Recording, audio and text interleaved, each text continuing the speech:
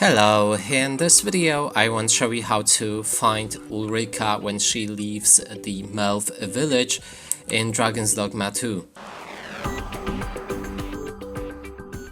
To do this, let's open the map, and right here in the bottom left you should find the Hearth village. You can, if you already discovered it, you probably have the port crystal that is located right here, which I'm gonna use.